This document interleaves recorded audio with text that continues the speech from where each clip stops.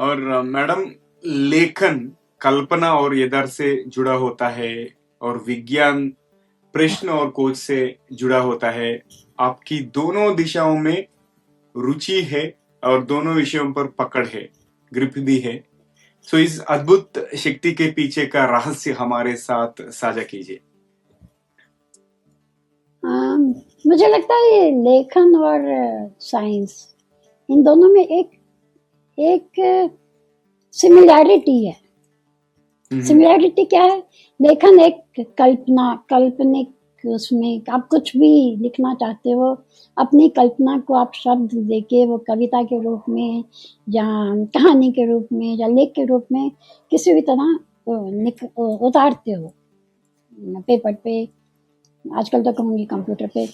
जो साइंस जो है वो भी कल्पना कर, परंतु अंतर ये है कि साइंस जो उसने कल्पना की, जैसे आपने सुना होगा पहले स्टार वार्स मूवीज आती थी, उसमें जो कल्पना होती थी वो हमें बड़ा अजीब सा लगता था, अरे ऐसे कैसे हो सकता है। महाभारत में या रामायण में एक पुष्पक विमान आया उड़ रहा था, एक ये सब क्या थी? कल्पनाएं तो थी जो लिखित में आई। साइंस उन कल्पनाओं को पकड़ लेता है, उनको ये नहीं कहता कि झूठ है जब सच है, वो कहता है कि मैं तो इसको अपनी रीजनिंग के माध्यम से प्रूव करूंगा। अगर मेरी रीजनिंग से मेरे एक्सपेरिमेंट में वो प्रूव हो गई, उसको मैं मान लूंगा।